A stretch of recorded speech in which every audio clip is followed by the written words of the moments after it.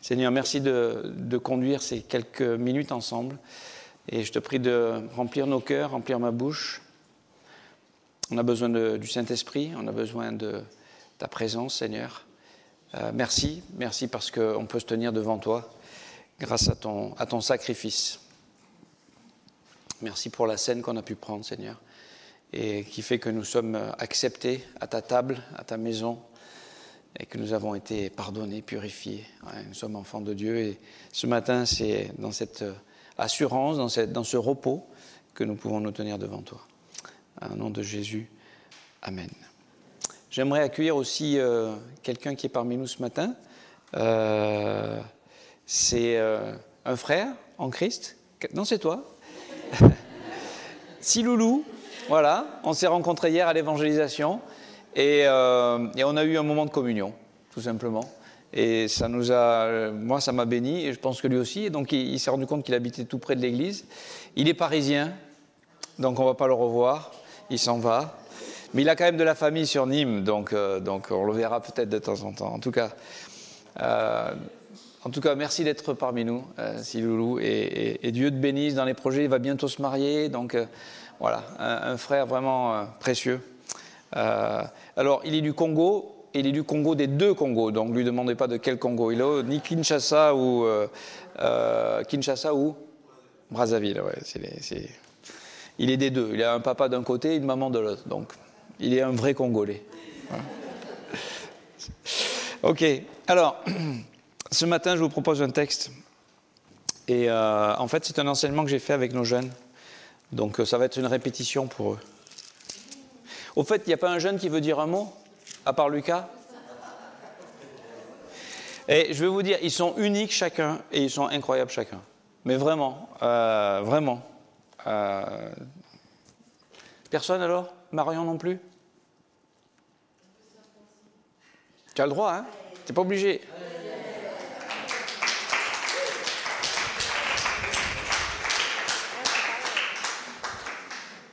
Tu pleures pas, hein? Ah oui, ok. C'est mon 50e camp. On n'entend rien. On n'entend rien, Benoît. C'est bon là? Ok. Donc ça fait beaucoup de camps que je fais. C'est pas du tout mon premier. C'est mon troisième, je crois. Oui, troisième de ski. Et c'est toujours aussi bien comme à chaque fois. Je m'amuse. Je suis amie avec tout le monde. On s'entend super bien. On s'amuse sur les pistes. Enfin, moi, je m'éclate. Et on passe toujours des super temps le matin et le soir dans la parole à chanter. On a des chants, c'est toujours les mêmes, donc au moins on les connaît. Et ils sont très jolis, donc j'aime bien les chanter avec la guitare de DJ. Ensuite, on fait des petits temps qui sont plutôt courts, donc ça aussi c'est bien. Et voilà, on a été bénis. On a eu une histoire qui m'avait touchée, je la connaissais déjà, mais ça parlait d'une histoire qu'un ancien musulman a écrite. Et donc, en gros, c'est un roi qui a fait... Pasteur Jean, je peux l'expliquer ou pas là, oui. Donc, il a été volé. Donc, il a dit que la personne qui était coupable devait mourir. Mais là, on apprend que la personne, c'est sa mère. Donc, le problème, c'est que la loi, c'est que la personne doit mourir. Donc, il va essayer de la sauver. Donc, il s'est sacrifié à sa place. Et en fait, cette histoire, elle nous raconte l'histoire de l'amour de Dieu pour nous. Et elle m'a beaucoup touchée en particulier. Enfin, tous les partages, mais surtout celui-ci. Donc voilà, on a été bénis, on a eu des super temps qui sont peut-être plus simples à comprendre pour nous parce qu'on a moins d'attention que les adultes. Et voilà, et à part ça, on s'est super bien amusés et c'était une super semaine.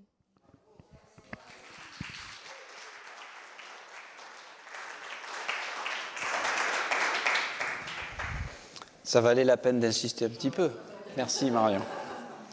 Non mais, on a une belle équipe. Et on peut les garder en prière. Hein. Alors, donc ce matin, on va ouvrir nos Bibles dans 1 Timothée chapitre 6 et on va reprendre un des partages que j'ai fait, le dernier partage que j'ai fait avec eux.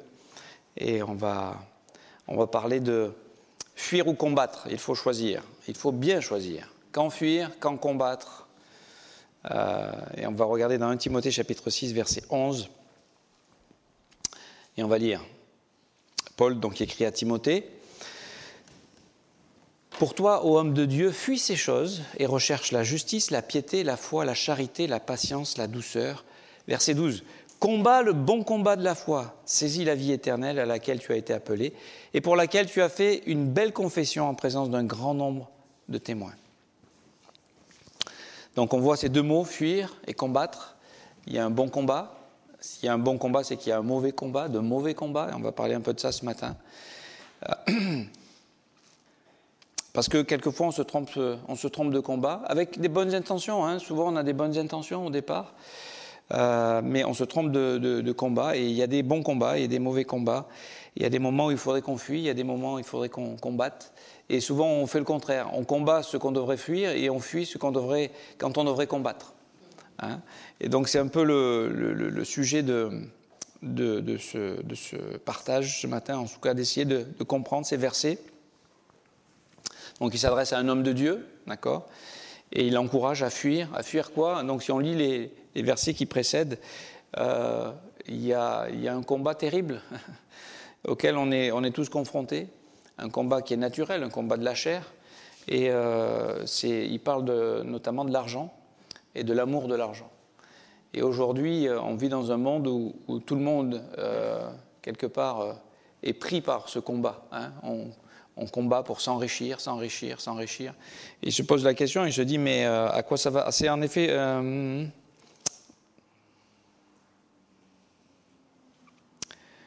Au verset 7, « Car nous n'avons rien apporté dans le monde, et il est évident que nous n'en pouvons rien emporter. » Que tu meurs milliardaire ou que tu meurs pauvre, tu emportes ni tes milliards, ni...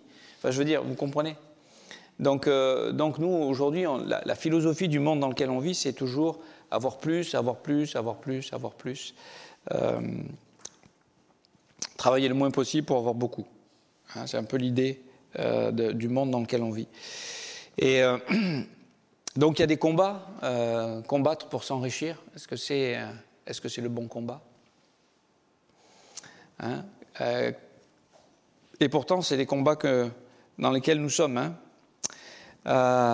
Pourquoi ? Parce qu'on a besoin de prendre conscience qu'on est quand même dans une bataille. Alors, on n'est pas en guerre aujourd'hui, ça pourrait arriver, ça a été déjà le cas, on fait partie, en tout cas moi, je suis né après la guerre, et je ne pense pas qu'il y ait beaucoup de gens qui soient nés pendant la guerre ici, quelques-uns, et ma mère, mais voilà, la plupart d'entre nous, on est nés après la guerre. En tout cas, même si elle est née pendant la guerre, elle a pu voir en tant qu'enfant un peu les effets ou les difficultés qu'avait causé la guerre, mais elle n'a pas vécu la guerre, pleinement la guerre. En tout cas, on n'a jamais vécu ça. Donc on n'est pas dans une guerre physique, même s'il y en a partout dans le monde aujourd'hui, hein, et pas loin de chez nous d'ailleurs. Mais on est dans une bataille spirituelle. Et il y a donc, qu'on le veuille ou qu'on ne le veuille pas, il y a un combat. Il y a un combat spirituel qui se passe au-dessus de nous. Et on n'en est souvent pas conscient. C'est l'histoire de Job. Si vous lisez Job, il n'était pas conscient qu'il était au centre d'un combat spirituel. Et pourtant, c'était ce qu'il traversait à travers les circonstances de sa vie. Donc chacun d'entre nous, on a notre vie, nos circonstances, nos choix, les choses qui nous arrangent, les choses qui nous dérangent. Et dans ce combat, on a des ennemis. On les connaît, les ennemis du chrétien. C'est le monde. C'est le diable, Satan, et c'est la chair, notre propre nature pécheresse, vieille nature pécheresse, bien que crucifiée à la croix, avec Christ, dans Romains 6, on voit ça, elle est toujours là et essaye de s'opposer en fait à la présence de Dieu, à la vie avec Dieu. Donc ce que le diable voudrait faire, c'est que nous perdions notre énergie dans des mauvais combats, dans des combats vains, dans des combats inutiles, et que nous perdions notre confiance en Dieu. Parce que si nous rentrons dans des mauvais combats et que nous sommes constamment en échec, à un moment donné, on va dire, attends, ça ne marche pas cette vie chrétienne. Regarde dans quel état je suis. Regarde ma situation, regarde mes circonstances. Moi, j'ai cru en Dieu pour que ma vie soit plus facile, plus confortable, plus agréable, plus tout ça. Et que l'on croit en Dieu ou que l'on ne croit pas en Dieu, les problèmes arrivent. Mais en tant que chrétien, on peut les gérer différemment. Et c'est là où il faut savoir, quand savoir fuir et quand savoir combattre. Par exemple, il y a des combats vains de combattre contre la chair. de combattre notre propre chair avec nos forces naturelles. Essayer, par exemple, de maîtriser la chair pour ne plus pécher. C'est le légalisme. D'accord ? Et donc on essaye, et voilà, on sait ce qu'il ne faut pas faire, on sait ce qu'il faut faire, donc on ne va pas faire ce qu'il ne faut pas faire, on va faire ce qu'il faut faire. Mais en réalité, personne n'y arrive. Ça, c'est de l'hypocrisie. Alors, ça ne veut pas dire que la vie chrétienne, c'est de faire n'importe quoi, loin de là. En fait, la vie chrétienne, c'est de vivre la vie d'un autre. C'est de vivre par la vie d'un autre. C'est de vivre par la puissance du Saint-Esprit. Hein ? Donc, on va voir ça. On peut essayer peut-être, on voudrait arranger notre chair. C'est pas un bon combat, ça. En fait, ce que Dieu n'essaye même pas de faire ça. Vous voyez pourquoi c'est pas un bon combat ? Parce que Dieu n'est pas dans ce combat-là. Dieu, la chair, il a crucifié. Donc on n'essaye pas d'arranger la chair. Ça ne veut pas dire qu'on vit dans la chair. Au contraire, on doit vivre dans l'esprit, par l'esprit, n'est-ce pas ? Donc, c'est la Bible qui nous le dit dans Éphésiens chapitre 6, verset 12, qui nous rappelle, dans ce texte, Paul nous rappelle cette bataille spirituelle qui existe et à laquelle nous sommes tous confrontés, et on ne peut pas y échapper. Hein. Il dit, verset 10, « Au reste, fortifiez-vous dans le Seigneur et par sa force toute puissante. » Donc on voit que si on va au combat, on n'y va pas avec notre force, on y va avec la force de Dieu.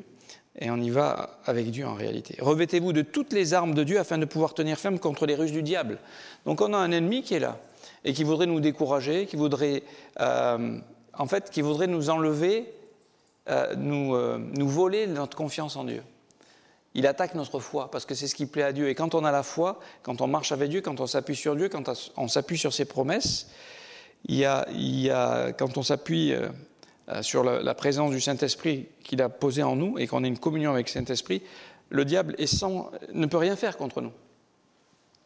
Mais si on y va avec nos petits muscles, avec notre petite force, avec nos petits raisonnements, avec notre bonnes intentions, mais vous savez quoi, on va pas y arriver, hein, parce que c'est Dieu qui donne la victoire. Elle ne vient pas de nos forces seulement, bien que notre combat, c'est de garder la foi. C'est le combat de la foi, c'est de continuer à croire Dieu, même quand je suis dans des situations, et on va le voir, qui soient difficiles. Parce que la réalité, en tant que chrétien, c'est qu'on vit tous des difficultés. Dans la famille, au travail, dans nos relations, à l'église quelquefois. Je veux dire, c'est la vie. C'est pas étonnant puisqu'il y a le péché partout. Il ne faut pas se dire « Ah, mais comment c'est possible ?» Ben oui, mais c'est les conséquences du péché. Hein, et donc, il y a un combat. Donc, verset 12, « Car nous n'avons pas à lutter contre la chair et le sang, mais contre les dominations, contre les autorités, contre les princes de ce monde, de ténèbres, contre les esprits méchants dans les lieux célestes. » C'est-à-dire que dans chaque situation, dans chaque circonstance, dans chaque difficulté que nous rencontrons, il faut réaliser qu'il y a une bataille au-dessus de ça. Bien sûr, il y a une réalité matérielle, relationnelle, des mots qui ont été dits, des blessures qui sont là, la vie, quoi, des difficultés avec certaines personnes, mais au-dessus, il y a une bataille. Et la question, c'est comment je vais réagir ? Comment je vais combattre ? Qu'est-ce que je vais faire face à ces situations, à ces circonstances ? Parce que la connaissance biblique, on pense, si j'ai de la connaissance biblique, je vais maîtriser les choses. En fait, la connaissance intellectuelle, elle est importante de connaître la parole de Dieu, bien évidemment, et c'est pour ça qu'on est là. On ouvre quoi ? La parole de Dieu, et on veut être instruit par la parole de Dieu. Mais si c'est que intellectuel, et si c'est que dans l'énergie de la chair, en fait, on devient des pharisiens, on devient des légalistes. On sait ce qu'il ne faut pas faire et on empêche les autres de le faire, mais nous-mêmes, en cachette, on le fait. C'est ça le légaliste. Ou en tout cas, on est inconséquent, parce qu'on ne voit même pas l'aveuglement qui est en nous. On n'a pas de relation avec Dieu, on n'est que sous un système de lois et de règles. Et on n'est pas en communion avec Dieu. Donc la vie chrétienne ne se vit pas selon des raisonnements humains pragmatiques. En fait, elle se vit au travers d'une relation de confiance en Dieu. C'est pour ça que le combat, c'est de garder la foi. C'est ce que Paul dira dans 2 Timothée chapitre 4, verset 7, à la fin de sa vie. « J'ai combattu le bon combat, j'ai gardé la foi. J'ai gardé cette confiance en Dieu. » Que Dieu était là dans toutes les situations. Et si vous lisez dans 2 Corinthiens chapitre 11, l'apôtre Paul est passé par plein de péripéties, plein de persécutions. Il a été lapidé, il a été flagellé, il a fait des naufrages, tout à cause de l'évangile. Parce qu'il servait Dieu. Donc il y avait vraiment un combat spirituel contre lui. Hein. Et plus on veut on est en communion avec Dieu, plus on marche avec Dieu, plus on est une lumière et le sel de cette terre, et plus il y a une opposition, le diable veut essayer de nous empêcher de briller, veut nous empêcher d'être une lumière pour les autres et un témoignage pour les autres. 2 Corinthiens chapitre 10, verset 3, nous marchons dans la chair. Donc on vit ici-bas, on a des corps physiques, là c'est pas négatif, hein. Nous marchons dans la chair. Si nous marchons dans la chair, nous ne combattons pas selon la chair. Car les armes avec lesquelles nous combattons ne sont pas charnelles, mais elles sont puissantes par la vertu de Dieu pour renverser des forteresses. Nous renversons les raisonnements et toute hauteur qui s'élève contre la connaissance de Dieu et nous amenons toute pensée captive à l'obéissance de Christ. Et en fait, c'est ça le combat. C'est comment je pense à l'intérieur. Je pense avec mes raisonnements humains, avec ma sagesse humaine, où j'accepte d'élever la réalité de ce que mes sens naturels me permettent de voir au niveau spirituel, de se rendre compte qu'il y a des stratégies derrière, il y a des démons peut-être derrière. Alors, ce n'est pas de voir les démons partout, mais le diable est là, et de prendre conscience que c'est à un autre niveau qu'il faut combattre. Hein, parce que c'est facile de combattre les gens, les circonstances, et ça, c'est les mauvais combats. On combat on va en parler, les circonstances, les gens, on combat contre Dieu, contre la volonté de Dieu, et on se trompe de combat. Ce n'est pas le bon combat. Notre combat, nous, en réalité, j'ai illustré ça avec nos jeunes, et c'est le cœur du message, en fait. Hein. Tu veux venir avec ta maman, toutes les deux? Ah, Marion, tu peux venir, mais pas Mira. Mira et Marion, venez toutes les deux, vous allez voir. Oh là là, ça va être grave. Non, mais non. Voilà. Vous allez comprendre. On va mimer, c'est ce qu'on a fait avec les jeunes. Donc, Marion, tu te mets là, et Mira, tu te mets là. D'accord? Et moi, je suis là. Je vis ma vie sur la terre. D'accord? Ici, c'est Dieu. Désolé. Hein. C'est Mira, d'accord? Et là c'est tout ce que... C'est la tentation. Voilà, c'est tout ce que ce monde me propose. Ok? Ça, là, si je m'approche de là, je commence à marcher dans la chair, dans le péché. Je vis avec mes raisonnements, avec mes pensées, avec mes convoitises. Et là, quand je m'approche de Mira, enfin de Dieu, là, je pense avec Dieu. Là, je commence à avoir les intentions de Dieu. D'accord? Et d'expérimenter les émotions de Dieu. Le fruit de l'esprit, il y a des émotions comme la paix, comme la joie, hein, dans des belles choses que Dieu nous propose. Et la vie chrétienne, le mauvais combat, c'est d'essayer d'aller là et dire « je vais le combattre hein, ». On ne voit rien avec tous ces trucs-là. Vous voyez? Ça ne va pas tomber, normalement. Hein, et on essaye de combattre. Et on combat la tentation, on combat le péché. Et au bout d'un moment, on est pris par le péché. Parce que le péché, lui, il veut me prendre. Le diable derrière, il veut me faire tomber. Parce qu'il m'attire. Et une fois qu'il m'attire avec des choses qui sont séduisantes, et une fois qu'il m'a attrapé, il m'accuse, il me condamne, il me rejette, il me met plus bas que terre. D'accord? Et trop souvent, on essaye juste de combattre ici le péché contre le péché. Et en fait, ce que nous devons faire, c'est que si on s'approche de la vie avec Dieu, de la communion avec Dieu, du Saint-Esprit, j'ai plus besoin de lutter contre, j'ai plus besoin de combattre ça. C'est pour ça que mon combat, c'est de venir et de m'approcher de Dieu. C'est ça le bon combat. Et quand je suis avec Dieu, et quand je suis rempli de Dieu, et quand mon cœur déborde d'amour et de la bonté de Dieu, est-ce que j'ai besoin, est-ce que lui, il a accès? Il n'a pas accès à moi. D'accord? Et trop souvent, la vie chrétienne, elle se vit là, à lutter contre les tentations, contre le péché. Ça, j'ai pas le droit. Vous savez, quand on vous dit, tu es chrétienne, tu as le droit de rien faire. Mais on a le droit de tout faire. En Christ. On vient de passer 4 jours, on s'est régalé. On n'avait pas d'alcool, on avait l'essentiel, on avait Dieu avec nous. Donc, tout ça pour résumer, c'est que ma vie ici, le mauvais combat, c'est d'essayer d'aller et de résister avec ma force contre le péché. Ma fuite, c'est d'aller... En fait, je fuis là, et je me cache en Dieu. Et je crois à Dieu. Et je laisse Dieu combattre pour moi. Je laisse Dieu me délivrer, parce que j'ai aucune force moi-même contre ça. Je n'ai pas la puissance. D'accord? C'est Dieu qui combat pour moi. Vous avez très bien joué. Vous pouvez retourner. Hein.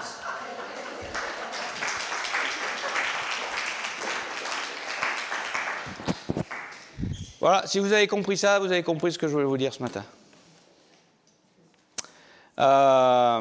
Donc, la réalité, parce qu'on est tous pécheurs, on est tous confrontés à des tas de problèmes que le péché engendre. Donc, on se retrouve face à des situations, à des circonstances, à des conflits. La question, c'est comment on va les gérer, comment on va les vivre.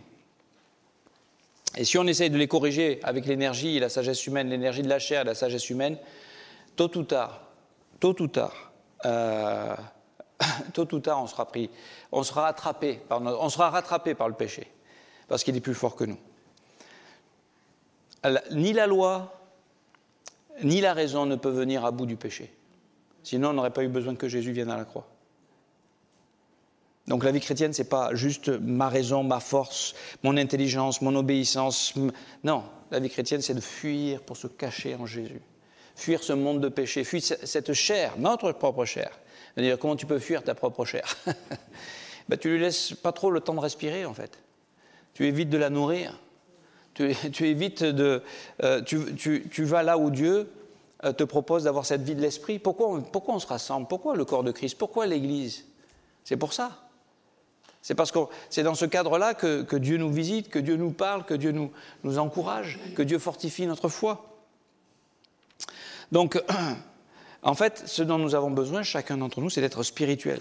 C'est de laisser Dieu venir au milieu de nos vies, de nos défis, de nos problèmes, de nos faiblesses. C'est pas de dire, j'ai pas de problème, j'ai pas de faiblesse, tout va bien. C'est de dire, oui, je sais que je suis faible, je sais que je suis pécheur, je sais que je peux être tenté si facilement. Mais je vais m'appuyer sur Dieu. Je vais fuir ce monde-là et je vais me cacher en Jésus, dans le corps de Christ, sous la parole de Dieu. Et donc, ce qui est beau dans l'Église, c'est qu'on a tous quand même une vieille nature pécheresse ici. D'accord? Personne n'est parfait, à part moi. Ah, vous suivez un peu, quand même, ça me rassure. Des fois, c'est l'idée qu'on a, le pasteur, lui, il est parfait. Non, le pasteur, il est le pasteur, mais il est loin d'être parfait. On a tous besoin de grandir, on a tous besoin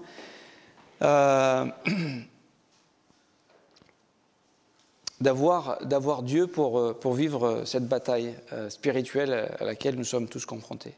Et vous savez ce qu'on a besoin pour vivre ensemble, ce qu'on a besoin, c'est quoi? C'est d'amour, c'est de pardon, c'est de grâce, c'est la vérité de la parole de Dieu. C'est de Dieu dont nous avons besoin. Et c'est ça l'Église. C'est des gens qui sont imparfaits, mais qui s'appuient sur Dieu, sur sa bonté, sur sa grâce, sur son pardon, sur sa miséricorde, sur son sacrifice, sur le fait que les choses ont été réglées, d'accord, une fois pour toutes, et sur le Saint-Esprit qu'il a mis en nous.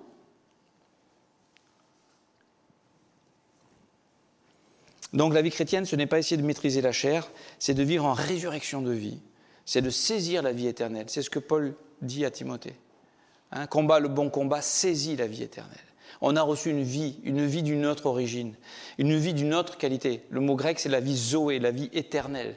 D'accord? Mais c'est pas simplement parce que la vie charnelle, l'homme est immortel. Après cette vie sur cette terre, on va vivre soit dans la présence de Dieu, la vie zoé, ou soit la vie bios, la vie naturelle, séparée de Dieu. Mais Dieu nous invite à une nouvelle vie, à une nouvelle qualité de vie, qui vient parce qu'on va découvrir par le Saint-Esprit, par la parole de Dieu, une autre façon de penser, une autre façon de voir, une autre façon de réagir.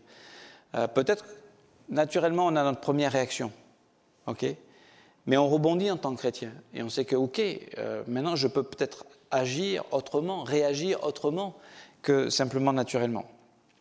La solution, en fait, elle est tout simple pour le croyant, mais elle est inaccessible pour l'homme naturel, pour l'homme orgueilleux. Chacun d'entre nous, on se retrouve quelquefois avec des conflits, peut-être relationnels, avec un frère, avec un membre de sa famille, et on voudrait régler le problème. Vous avez déjà trouvé des situations comme ça? Vous voulez régler le problème? Et si on le règle avec notre sagesse humaine, on peut le régler, à notre façon. Mais en fait, ce n'est pas réglé. On est peut-être débarrassé d'une personne, parce que souvent c'est ce qui se passe. Quand on a un problème relationnel avec une personne, on coupe les ponts, et comme ça on a réglé le problème. Mais on n'a pas réglé le problème. On n'a pas réglé le problème dans notre cœur, et on n'a pas réglé le problème avec l'autre personne. Et l'autre personne aussi est dans sa situation à elle, tout dépend de ce qu'elle va choisir de faire. Mais nous, avant de régler quoi que ce soit, on a besoin d'avoir ce regard qui juste va au-dessus de la réalité de ce qu'on sent, de ce qu'on voit, de nos émotions, de notre... Peut-être, vous savez, on est susceptible, donc on est blessé dans notre identité, dans notre valeur, dans des tas de choses. Et on réagit quelquefois de manière... on explose. On se dit, mais d'où ça vient, ça ? Ça vient de la fragilité de ce que nous sommes en tant qu'être humain. Et avant d'essayer de régler les problèmes avec les gens, on a besoin de régler le problème avec Dieu. On en est où avec Dieu ? Et si on est avec le Seigneur, d'accord ? Si on est avec le Seigneur, on aura la sagesse de Dieu, on aura la provision de Dieu, on aura les promesses de Dieu, on aura la patience de Dieu, on aura la persévérance de Dieu pour résoudre les problèmes. Si on est avec nos forces naturelles, on va les régler à notre façon. Ça va être 2 baffes et va te coucher et je ne veux plus te voir. Ça va être notre façon de régler. Mais on règle pas, on règle pour nous, on a l'impression qu'on règle le problème. Mais on n'a pas réglé le problème. Donc la solution, c'est d'abord de chercher la présence de Dieu et la pensée de Dieu. Et c'est là que, en fait, ça va être... ce qui est merveilleux, c'est que... Imaginez, voilà, j'ai un problème relationnel au travail. Ça arrive, ça ? Non, ça n'arrive pas. Ça ne vous arrive pas. D'accord ?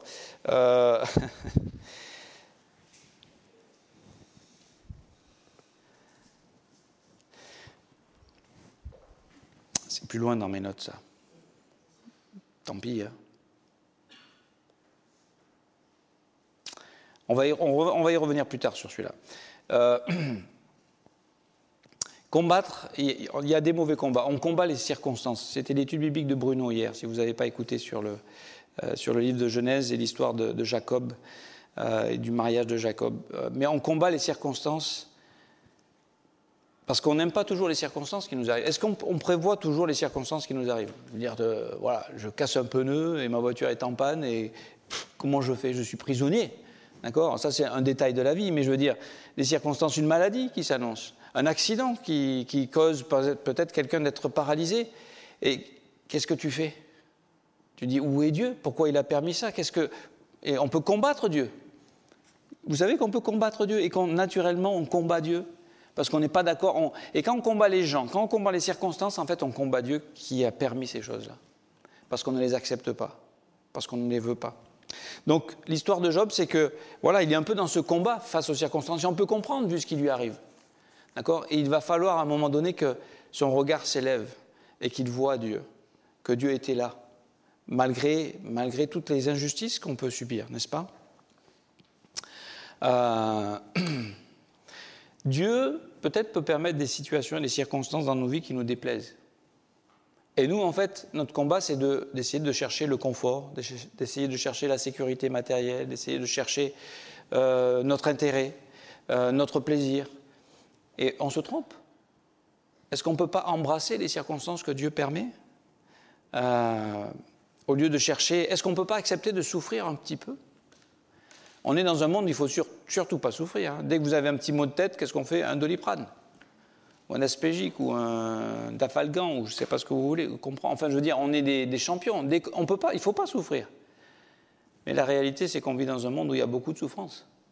On a lu Isaïe 53, même notre Seigneur a porté cette souffrance, et a pris, et a vécu la souffrance.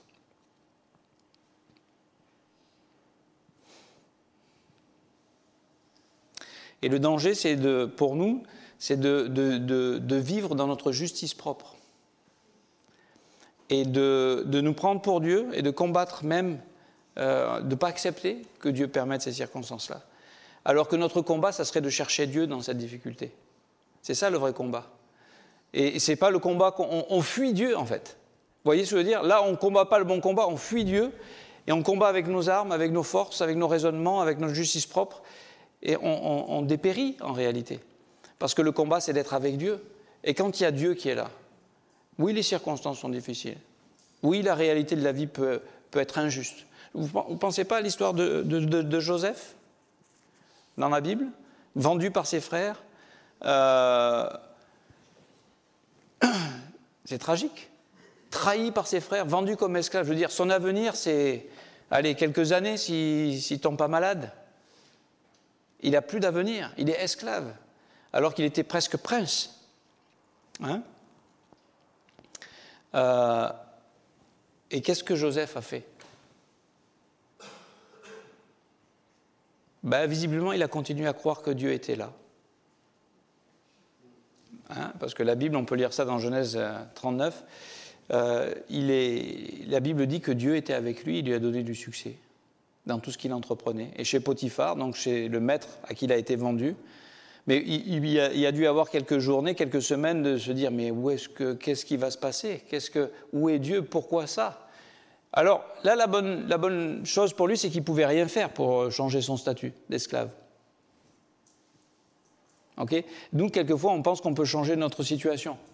Si on comprend pas, si on accepte comme lui qu'on ne peut rien faire, peut-être qu'on aura le recours d'aller se cacher en Dieu et de dire, Seigneur, là, j'ai besoin de toi pour cette situation. Et en fait, c'est ce qu'on devrait faire dans toutes nos circonstances, dans toutes nos situations. C'est de réaliser qu'on n'a pas la force, on n'a pas les moyens de s'en sortir par nous-mêmes. Et nous vivons dans des pays riches où on a beaucoup de moyens matériels qui nous font croire qu'on peut s'en sortir, ou intellectuels, et l'éducation et tout ça. Oui, mais regardez les gens, ils ont peut-être de l'argent, ils ont peut-être une académie, ils ont peut-être un bagage intellectuel, mais relationnellement, ils sont pauvres. Ils sont misérables. Je veux dire, ils n'arrivent pas à s'entendre dans le couple, ils n'arrivent pas à s'entendre au travail, ils n'arrivent pas à s'entendre nulle part. Pourquoi? C'est l'individualisme, la chair qui est exaltée, moi. Alors que la solution, ce n'est pas d'exalter la chair. La solution, c'est d'accepter la mort de la chair et de dire, Seigneur, qu'est-ce que tu veux m'apprendre dans cette circonstance? Qu'est-ce que tu veux m'enseigner? Qu'est-ce que je vais découvrir? Parce que moi, dans mon raisonnement, j'ai raison et c'est les autres qui ont tort. Hein, et on va se battre pour nos droits. Et finalement, on est en train de dire, Dieu se trompe. Hein, il n'est pas juste, il n'est ni juste ni bon. Vous voyez, quand on est dans le mauvais combat, ce qui se passe? Alors, je ne suis pas en train de dire qu'on doit être fataliste et subir la vie. Mais face à des circonstances, qu'est-ce que je fais? Est-ce que je les embrasse ou est-ce que je me bats contre les circonstances? Et par exemple, vis-à-vis de Joseph, ce qui est merveilleux, c'est qu'il a subi une injustice. Et on pourrait se dire, mais il faut qu'il se batte, c'est pas possible. En plus, comme si ça ne suffisait pas, on en a une deuxième derrière avec la femme de Potiphar. Et vous savez ce qu'il a fait devant la femme de Potiphar? Il a fui. Il a fui. Il a fui la tentation, il a fui la folie d'entrer dans le péché et de rentrer dans le compromis. Pourquoi? Parce qu'il avait un cœur après Dieu. Il vivait quelque chose. Pour faire ça, il fallait qu'il soit avec Dieu. Il fallait que Dieu soit avec lui. C'est ce que la Bible nous dit. Dieu était avec lui. Et il s'est accroché à Dieu. Et les conséquences, c'est encore pire. C'est qu'on l'accuse et on le jette en prison. Mais qu'est-ce qui se passe en prison? Dieu est encore avec lui. Et c'est ça la clé, mes amis. C'est ça que je voulais vous dire. C'est que quand Dieu est là dans nos situations, on n'a pas besoin d'autre chose. Et c'est Dieu qui, quand il le décide, peut transformer la situation. Et ça peut venir en un instant. Et pour Joseph, c'est ce qui est arrivé. En un instant, il est passé de prisonnier à Premier ministre. Qui a fait ça? Et pourquoi c'est arrivé comme ça? Je vais vous dire. C'est parce que Joseph a continué de croire Dieu. Et il a continué de s'appuyer sur Dieu. Même si ce qu'il vivait était injuste, même si ce qu'il vivait le faisait souffrir. Je peux imaginer que quand il dit « fais-moi sortir de cet endroit, j'ai rien fait pour être là », bien sûr, et 2 ans passent avant que ça arrive. Au travail, nos relations, elles peuvent être souvent difficiles. Et peut-être que ça va être l'occasion de combattre avec les armes de Dieu. Dieu nous a donné des armes. Pas des armes, c'est pas un couteau, c'est des armes qui sont puissantes. C'est des armes qui sont puissantes et on arrive à la fin. J'ai encore d'autres choses, mais on va s'arrêter là. C'est facile de réagir avec notre justice propre. On sait faire. Alors, il y en a qui ont plus le bagou, qui savent parler, qui savent... il y en a aussi qui ont le poids. Hein. Un gars qui fait 120 kilos et l'autre fait 60 kilos, celui qui a 60 kilos, il va dire « t'as raison ». Je veux dire, je ne vais même pas discuter. Hein. Donc, on peut imposer naturellement son point de vue ou par la force, par la violence. C'est ce qui se passe. C'est pour ça que les gens sont malheureux. Pas vrai? Les gens qui s'imposent et qui blessent les autres. Mais nous, comment on va réagir dans des situations comme ça? Est-ce que ce n'est pas l'occasion de rencontrer Dieu? Quand on vit une injustice, quand on a quelqu'un, un chef de service qui peut-être n'est pas correct. Alors évidemment, il y a des limites, hein, c'est de la loi de notre pays. Hein, on est bien d'accord, mais c'est souvent juste relationnel, c'est juste la tension, c'est juste les personnalités, c'est juste les conflits, n'est-ce pas? C'est juste, il y en a un qui va être chef, plus que chef, sur les autres, hein, et qui joue au chef. Et alors que nous, on a des armes, on a la prière. On a un trône de grâce où on peut aller pour être secouru et pour dire, Seigneur, donne-moi la sagesse d'en haut pour savoir comment agir, comment réagir, comment montrer Jésus dans cette situation. Comment le pardon peut changer beaucoup de choses. Parce que c'est difficile quelquefois. Pardonner. Accepter peut-être la patience, accepter de souffrir pour un temps. Accepter de croire que Dieu va intervenir sans que moi j'ai rien à faire. Ouh, ça c'est dur. C'est pas vrai? Ça c'est dur. Hypomoner la patience, c'est de rester sous la situation et de dire, Seigneur, toi fais quelque chose. Parce que si moi je fais quelque chose, il va y avoir des dégâts. Et ce qui est beau, c'est que quand on accepte ça, Dieu fait déjà quelque chose en nous. Ça commence par là. Avant de régler le problème de l'autre, il règle le problème déjà en nous. Et après, les choses peuvent s'arranger. On a donc la douceur, parler avec douceur. Hein. Regardez, on connaît tous ce verset, Psaume 37, verset 5. Recommande ton sort à l'Éternel. Mets en lui ta confiance et il agira.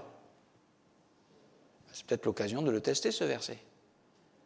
De croire Dieu, qu'il est capable d'agir, qu'il est capable de me délivrer, qu'il est capable de me donner sa paix, sa joie, la maîtrise de moi, qu'il est capable de faire de moi une lumière, et qu'il est capable que je puisse être une démonstration qu'il existe. C'est ça la foi, n'est-ce pas? Hébreux chapitre 11, verset 1. C'est l'assurance des choses qu'on espère, la démonstration de celles qu'on ne voit pas. Quand on accepte cette position-là, au lieu de combattre les circonstances, de combattre, de s'approcher de Dieu, et de laisser à Dieu la responsabilité de la chose, hein, et de dire, ok, je vais pas essayer de régler ça moi-même avec mes forces, avec ma sagesse, je vais laisser Dieu faire. Vous savez, il y a 1 Pierre 4, 1 qui dit, la deuxième partie du verset dit, car celui qui a souffert dans la chair en a fini avec le péché.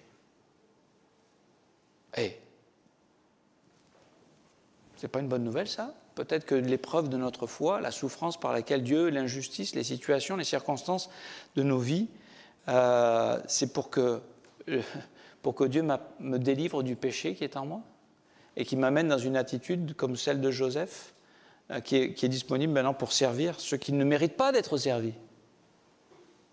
Ceux qui l'ont persécuté, ceux qui l'ont rendu esclave, ceux qui l'ont exploité. Eh bien, il va se mettre au service de ces gens-là. Il va même se mettre au service de ses propres frères qui l'ont trahi et les pardonner. Pourquoi c'est possible ça? Parce que Dieu a fait un travail dans la vie de Joseph et c'est dans le feu de l'épreuve, dans les circonstances difficiles, on ne se bat pas contre les personnes non plus, n'est-ce pas? Souvent, conflit de personnalité. Non, on ne se bat pas ni contre les personnes, ni contre les circonstances, ni contre Dieu et sa volonté.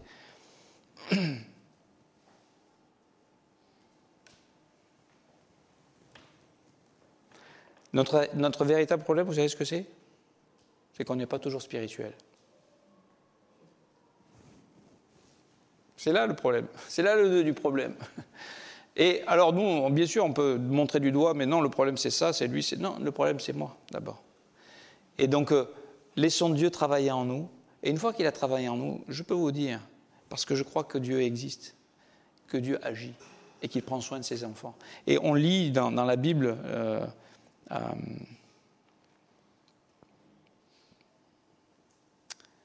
Deutéronome, chapitre 1, je vais vous le lire. Et c'est ça la difficulté, c'est que Dieu est prêt à combattre pour nous, mais est-ce qu'on va le laisser combattre pour nous? Deutéronome, chapitre 1.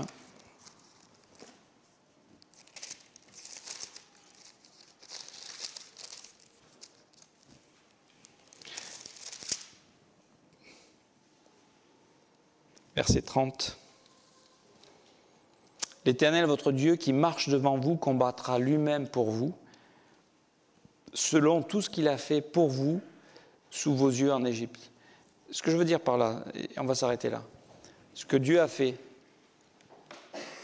avec le peuple, là, on est dans la Deutéronome, c'est la deuxième génération qui est prête à rentrer en terre promise. Parce qu'il y a une génération qui a, en réalité, ils ont douté que Dieu allait combattre pour eux. Donc quand Dieu leur a dit « Allez, prenez », ils ont dit « Non, non, il y a des géants dans le pays, non, c'est trop, on ne veut pas ce combat, nous on fuit ce combat ». Et Dieu dit « Non, mais je serai avec vous, c'est moi qui vais combattre pour vous ». Le combat contre la chair, c'est que Dieu qui peut nous donner la victoire. Ce n'est pas moi-même contre moi-même qui vais gagner ce combat, n'est-ce pas? Donc votre Dieu qui marche devant vous combattra lui-même pour vous. C'est impossible de fermer sa bouche, de rien dire, de supporter, s'il n'y a pas Dieu qui est avec nous. C'est impossible d'attendre que Dieu fasse. Et pourtant, il leur dit, mais vous avez vu tout ce que j'ai fait en Égypte, comment je vous ai délivré? Est-ce que nous, on n'a pas vu comment Dieu nous a délivré des tas de fois déjà? Et on se retrouve devant une nouvelle situation, on est en train de dire, ouais, mais est-ce qu'il va encore le faire cette fois-ci?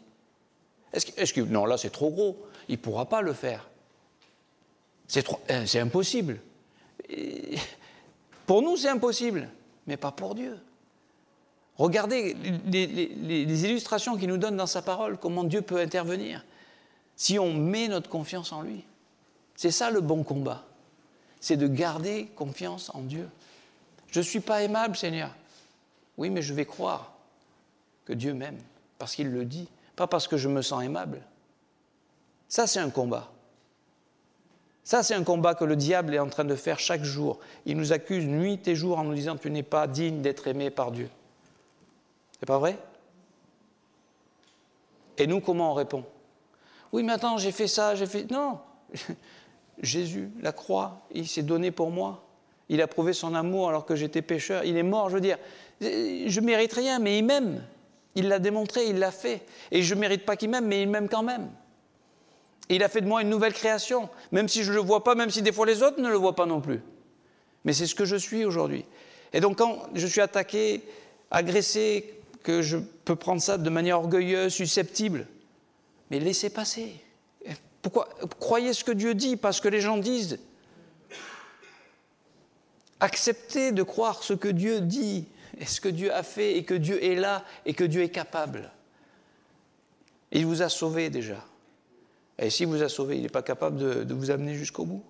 Celui qui a commencé cette œuvre en nous, Philippiens 6, il n'est pas capable de l'achever. Bien sûr qu'il va l'achever. N'est-ce pas? Et donc, verset 42 du même chapitre, l'Éternel me dit, « Dis-leur, ne montez pas et ne combattez pas, car je ne suis pas au milieu de vous. Ne vous faites pas battre par vos ennemis. » Parce qu'une fois que, en fait, ce qui s'est passé, c'est qu'une fois qu'ils ont compris qu'ils avaient désobéi à Dieu, ils ont dit, « Ok, on va aller se combattre. » Il dit, « Non, c'est trop tard maintenant.